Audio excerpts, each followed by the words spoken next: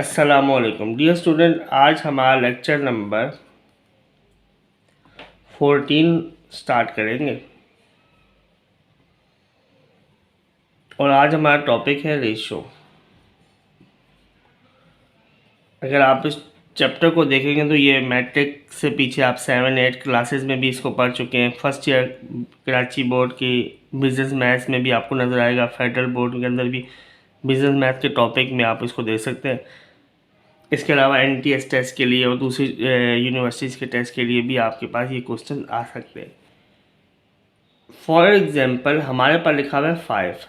अगर हमें कहा जाए कि 5 का रेशो फाइंड करें तो 5 का रेशो हम नहीं फाइंड कर सकेंगे। क्यों फाइंड नहीं कर सकेंगे? क्योंकि रेशो असल में कंपेयर करने को कहते हैं कि टू क्वांटिटीज़ के दरमियान में आपने कंपेयर करना है। जब एक ही नंबर है तो उसको किससे कंपेयर करेंगे? तो मिनिमम 2 नंबर्स होंगे, हम उन्हें आपस में कंपेयर कर सकते हैं। फॉर एग्जांपल 5:20, ये जो साइन है ये रेशो का साइन है।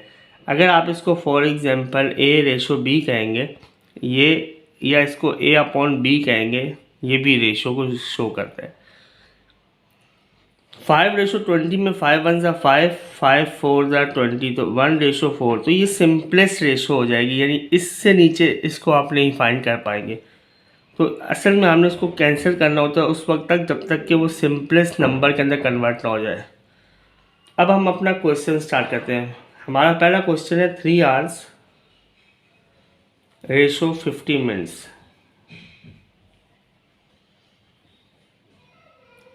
अगर आप देखें तो आवर्स और मिनट्स के दरमियान डिफरेंस है, क्योंकि ये सेम यूनिट्स नहीं है। जब सेम यूनिट नहीं है तो हम इनके दरमियान में रेशो फाइंड नहीं कर सकते। तो सर हम कैसे फाइंड करेंगे?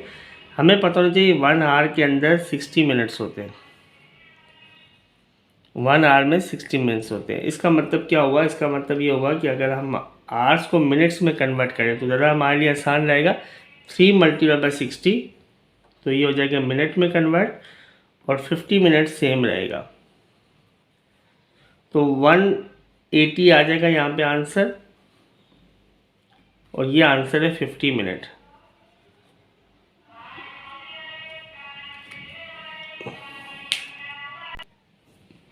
जी स्टूडेंट, अब देखें कि 180 को आप कैंसिल कर सकते हैं। सबसे पहले आप 0 कैंसिल करेंगे, 18:5।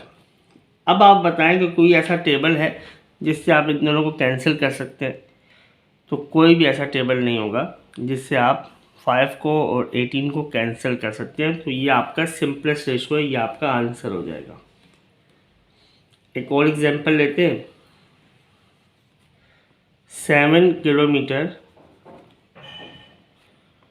2100 मीटर। अब आप ये देखें कि इसको कन्वर्ट कर सकते हैं आप। तो मेरे सोल्यूशन से पहले आप वीडियो को रोकें और आप खुद इस क्वेश्चन को सॉल्व करें, और देन आप मेरे आंसर को देखें कि आपका आंसर और मेरा आंसर बिल्कुल सेम आ रहा है या नहीं आ रहा। अब किलोमीटर और मीटर डिफरेंट यूनिट्स हैं, तो हम क्या करेंगे? किलोमीटर को मल्टीप्लाई करेंगे 1000 से। सर क्यों? क्योंकि 1 किलोमीटर इक्वल टू 1000 मीटर होगा। अच्छा, एक और बात आपके जहन में आ रहा होगा, सर मीटर को किलोमीटर में कन्वर्ट क्यों नहीं करते? बिल्कुल आप कन्वर्ट कर सकते हो, बिल्कुल कन्वर्ट करेंगे, लेकिन बड़े यूनिट से छोटे यूनिट में आते वक्त हमें मल्टीप्लाई करना पड़ता है, और छोटे से बड़े में जाते वक्त डिवाइड करना पड़ता है। ये बात थोड़ी उल्टी है, लेकिन आप इसको अच्छे से समझ लो। बड़े से यानी किलोमीटर से मीटर में आने के लिए हमें मल्टीप्लाई करना पड़ेगा, तो ज़्यादा आसान रहता है। छोटे से बड़े में जाने के लिए हमें डिवाइड करना पड़ेगा, जो कि थोड़ा मुश्किल रहेगा। तो ये हो जाएगा 7000 मीटर, और ये हो जाएगा 2100 मीटर। सबसे पहले आप 0 कैंसिल करेंगे, ये 70 और ये बन गया 21। अब 7 का टेबल अगर आप पढ़ेंगे, 7 10 और 7 3, ये आपका आंसर हो जाएगा, ये आपकी रेशो हो जाएगी। इसी तरह से एक एग्जांपल और देख लेते हैं, एग्जांपल नंबर 3।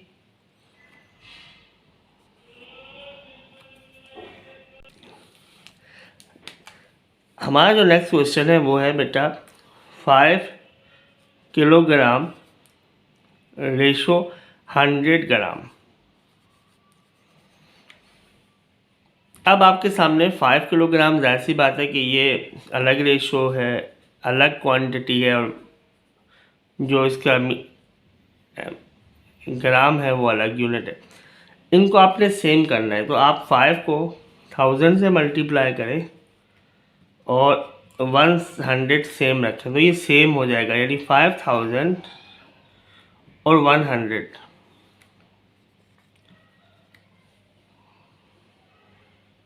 फिर आप इसको कैंसिल करना स्टार्ट करें, ग्राम को भी चलें कैंसिल कर दें, मिटा दें, छोड़ दें, ये 2 0 कैंसिल हो जाएंगे, तो ये हो जाएगा 50:1।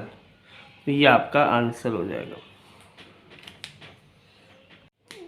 कभी ऐसा होगा, क्वेश्चन नंबर 4, कभी ऐसा होगा कि हमें दिया जाएगा फॉर एग्जाम्पल 30, 75 और 16। हम इनको सेम टेबल से कैंसिल करना चाहते हैं, तो आप ये बताएं कि फॉर एग्जांपल ये वाला 30 और ये वाला 75 दोनों सेम टेबल से कैंसिल हो सकते हैं? तो बिल्कुल हो सकते हैं। ऐसा ये 5 के टेबल से भी कैंसिल हो जाएगा, ये भी कैंसिल हो जाएगा। तो क्या ये कैंसिल होगा? तो ये सर ये कैंसिल नहीं होगा। क्यों? क्योंकि 5 के टेबल में 16 नहीं आता। ओके, आगे चलते हैं 2 के टेबल में।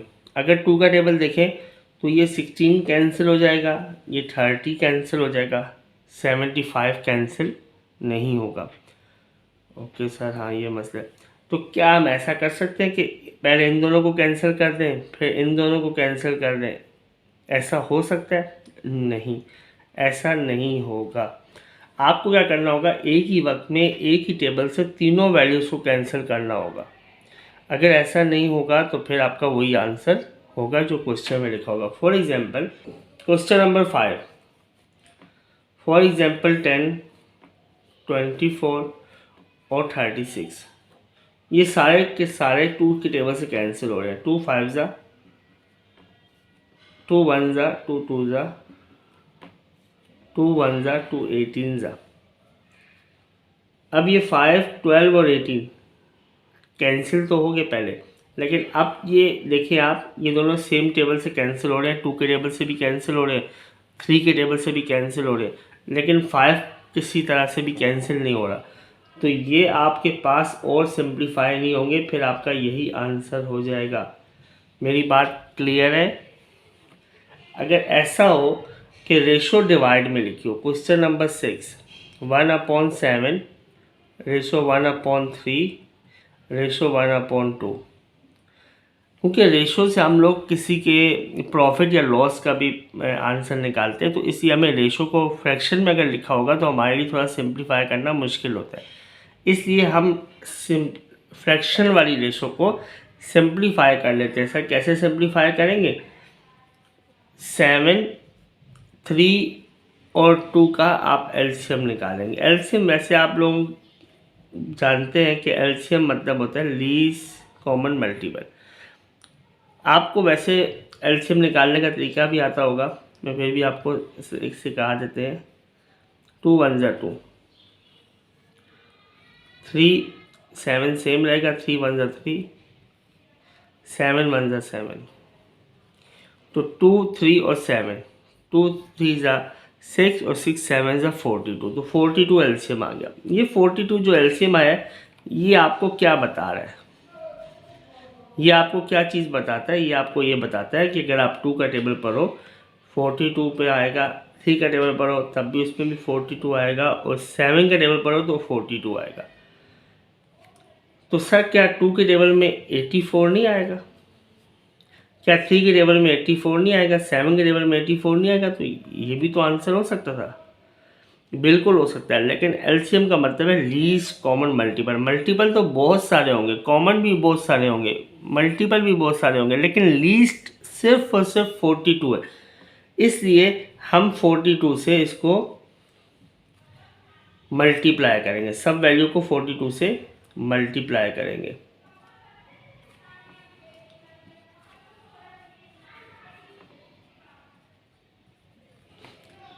7 6 जा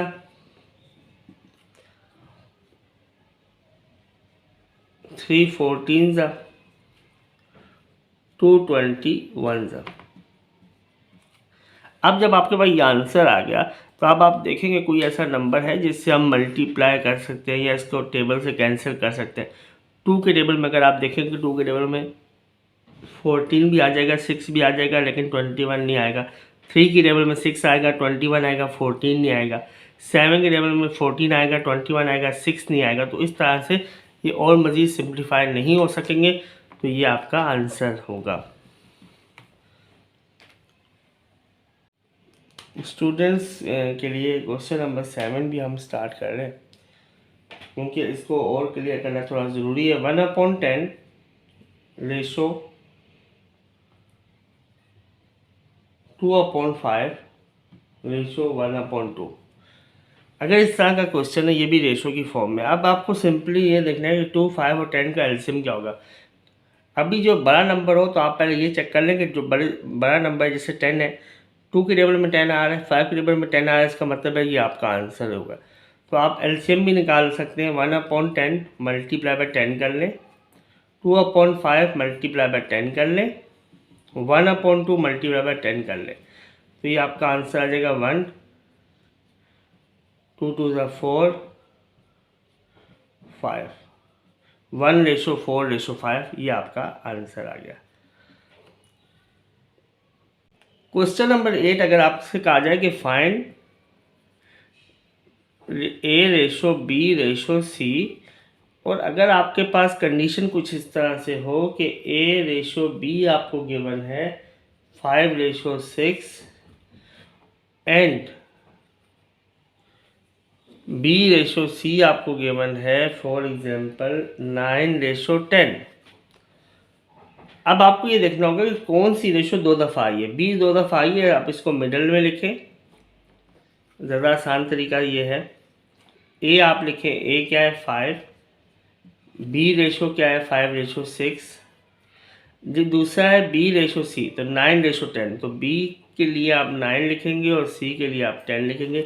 तो 5/6 ये हो जाएगा और BC 9/10 हो जाएगा। 5 9 जा 45, 9 6 जा 54 और 6 10 जा 60। ये आपका आंसर आ गया। अब जब ये आंसर आ गया तो आपको ये देखना है कि ये मज़ीद सिंप्लीफाई हो रहा है या नहीं हो रहा। 3 के टेबल में अगर आप देखो, 3 1 जा 3 5 जा 15, 3 1 जा 3 8 जा 24, 3 1 जा 3 2 जा 6 0 एज इट इज़। अब ये क्या और सिंप्लीफाई हो रहा है। 2 के टेबल में ये दोनों वैल्यूज़ आ रही हैं, ये नहीं आ रहा। 3 के टेबल में ये दो वैल्यूज़ आ रही हैं, ये नहीं आएगा। इस तरह आप अगर किसी टेबल से देखो तो ये कैंसिल नहीं होंगे, तो यही आपका फिर सोल्यूशन होगा, यानी ये आपका आंसर आ गया। जी क्वेश्चन नंबर आई थिंक 10 है, तो इससे आप परेशान नहीं हो जाएगा कि रेशो क्वेश्चन आगे पीछे हो गया। A/B 5/7 एंड आपके पास A/C आपको गिवन है 3/14। आपको फाइंड क्या करना है, फाइंड आपको करना है A/B/C। तो आपने ये देखना होगा कि A/B/C फाइंड करने के लिए आपको 2 टाइम कौन सी वैल्यू गिवन है। आप 2 टाइम आपको A गिवन है, तो जब आपको A गिवन है तो आप फिर A को दरमियान में लिखेंगे, B/A और फिर रेशो C। अब आप ये देखेंगे A की रेशो क्या गिवन है आपके पास, A की रेशो गिवन है 5, तो आप लिखेंगे 5 A के नीचे। जी स्टूडेंट, अब आप देखेंगे A की रेशो आपको क्या गिवन है, A की रेशो गिवन है 5, तो 5 लिखें A के नीचे, और B की रेशो गिवन है 7, तो आप 7 लिखें यहाँ पर। A की रेशो गिवन है 3, तो आप लिखें 3, और C की रेशो गिवन है 14, तो आप लिखें 14। अब आप इसको उसी तरह से मल्टीप्लाई करें, 7 3 21, इसको ऊपर की तरफ मल्टीप्लाई, 5 3 15, इसको इस तरह से मल्टीप्लाई, 5 14 70। अब देखेंगे आप ये 3 के टेबल में आ रहे हैं या नहीं आ रहे। 3 के टेबल में जी स्टूडेंट, तो ये आपके पास रेशो आ गई, लेकिन ये रेशो आई है बी, ए और सी की। आपने फाइंड करना है ए रेशो बी रेशो सी। तो ए के नीचे कौन सी रेशो है 15, तो आप लिखेंगे 15। बी के नीचे कौन सी रेशो आ रही है 21 और सी के नीचे आ रही है 70। तो एक ही मेथड से आप हर तरह की रेशो फाइंड कर सकते हैं। एक लास्ट क्वेश्चन करते हैं, फिर ये टॉपिक को एंड करते हैं। जी स्टूडेंट, टाइम बचाने के लिए क्वेश्चन को पहले लिख दिया कि A share is to B share 3:4 and B is to C share 6:7। Find the ratio of the share A ratio C. तो आपको सिंपल यही करना होगा कि ए, बी और सी लिखना होगा। ए के लिए आपके पास शेयर गिवन है 3:4 और बी और सी का रेशो है 6:7। वही मेथड है 6×3 = 18, 6×4 = 24 और 7×4 = 28। 2 के टेबल में ये वैल्यूज़ आ रही हैं 2 9 2 12 2 14। ये आपका यहाँ तक आंसर आ गया, लेकिन आपको फाइंड करना है ए रेशो सी। तो ए की रेशो इस वक्त है 9 और सी की रेशो इस वक्त है 14। तो आपका आंसर होगा 9:14। तो आज हमारे यहाँ पे एंड करते हैं। इंशाल्लाह नेक्स्ट क्लास में नेक्स्ट टॉपिक के साथ आपके साथ